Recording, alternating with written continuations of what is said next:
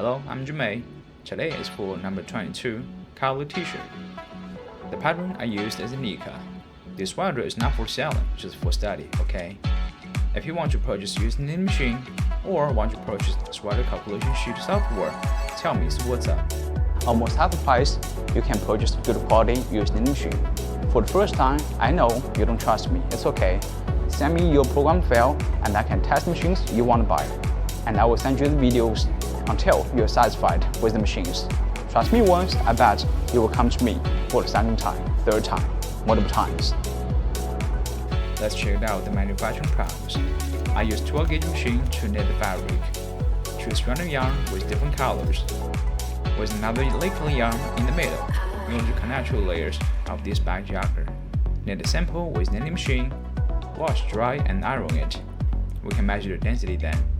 Horizontal density is 180 needles divided by 22.5 equals 8 needles per centimeter.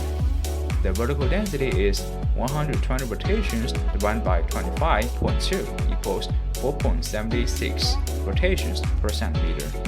Horizontal density for 1 times 1 rib is 180 needles divided by 23 equals 7.8 needles per centimeter.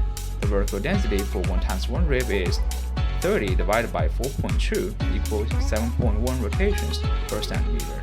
When the density has been measured, make the sweater outline in the calculation sheet software.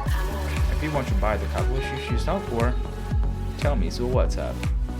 Transfer the data into the HQPDS, start your program. When the program process is over, make the front part, back part, 2 sleeves, lock the top row for these parts, sew these parts together with linking machine, write the yarn into a sweater, wash it and dehydrate it, put it into the dryer for 40 minutes. Iron it and the sweater has been made. If you need the sweater files and machine parameters, or want to purchase used knitting machines, tell me so what's up, and I'll see you in the next episode.